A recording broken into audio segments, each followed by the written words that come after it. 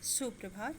Class 12th जनसंचार में आज आप लोग विभिन्न माध्यमों के लिए लेखन इसका अध्ययन करेंगे और इस पाठ में कुछ जनसंचार माध्यमों के बारे में बताया गया है, जैसे प्रमुख संचार माध्यम टीवी, रेडियो और इंटरनेट।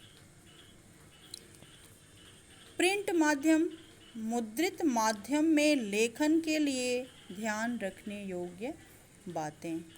प्रिंट माध्यम में क्या है, तो मुद्रित माध्यम में लेखन के लिए ध्यान रखने योग्य बातें। रेडियो, तो रेडियो समाचार की संरचना और रेडियो के लिए समाचार लेखन बुनियादी बातें होनी चाहिए। टेलीविज़न, तो टीवी पर विभिन्न खबरों का प्रसारण और इंटरनेट। ठीक है, तो खबर लिखना एक बहुत ही रचनात्मक काम है। खबर लिखना एक बहुत ही रचनात्मक काम हो सकता है, उतना ही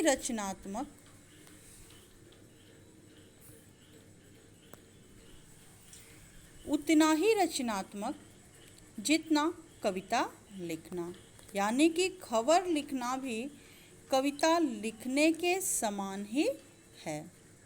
दोनों का उद्देश्य मनुष्य को और समाज को ताकत पहुंचाना है, अर्थात कविता और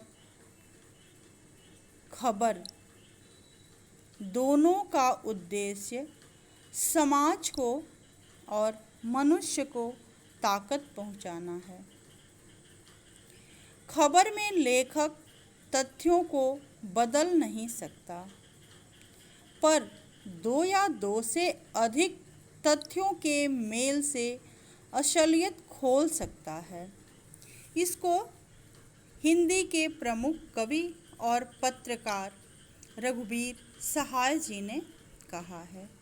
विभिन्न जनसंचार माध्यमों के लिए लेखन के अलग अलग तरीके हैं। अखबार और पत्र पत्रिकाओं में लिखने की अलग शैली है, जबकि रेडियो और टेलीविज़न के लिए लिखना एक अलग कला है। टेलीविज़न पर आप क्या करते हैं, देखते हैं और सुनते हैं, ठीक है। लेकिन समाचार पत्र में क्या करते हैं, आप लिखित लेख को पढ़ते हैं।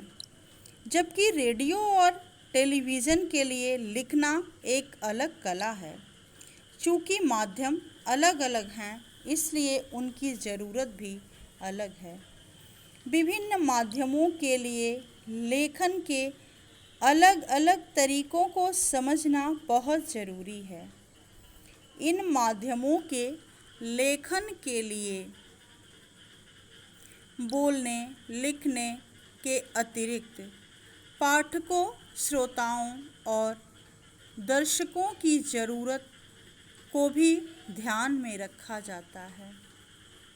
लेखक वही लिखता है, लेखक ऐसा लिखता है कि उसका लेख जो है लोकप्रिय हो,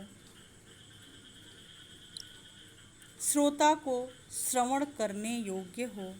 तो लेखक यानी कि लेखक जो है लेख लिखते समय श्रोता को ध्यान में रखता है, यानी कि जो पाठक है उसको ध्यान में रखता है। प्रमुख जनसंचार माध्यम जैसे टीवी, रेडियो और इंटरनेट। उम्मीद है कि आप नियमित रूप से अखबार पढ़ते होंगे। इसके अलावा मनोरंजन या समाचार जानने के लिए टीवी भी देखते होंगे और रेडियो भी सुनते ही होंगे। संभव है कि आप कभी कभार इंटरनेट पर भी समाचार पढ़ते, सुनते या देखते हों। क्या आपने कभी गौर किया कि जनसंचार के इन प्रमुख माध्यमों में समाचारों के लेखन और प्रस्तुति में क्या अंतर है? कभी ध्यान से किसी शाम या रात को टीवी और रेडियो पर सिर्फ समाचार सुनिए और मौका मिले तो इंटरनेट पर जाकर उन्हीं समाचारों को फिर से पढ़िए।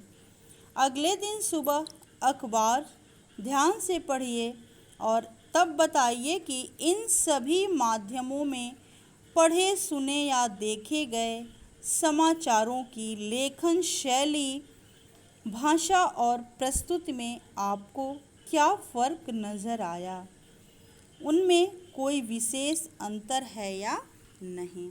अब इसको और आसान तरीके से आप लोग समझ सकते हैं कि जैसे एक ही पाठ के प्रश्न उत्तर को सभी क्लास के सभी बच्चे लिखते हैं, लेकिन सबकी लेखन शैली जो है वो अलग अलग होती है। एग्ज़ाम में सारे बच्चों को एक ही प्रश्न दिया जाता है, लेकिन फिर भी उनकी लिखने की शैली जो है अलग अलग होती है। वैसे ही एक ही समाचार को अलग अलग तरीके से प्रस्तुत किया जाता है टीवी, इंटरनेट और समाचार पत्र में। धन्यवाद।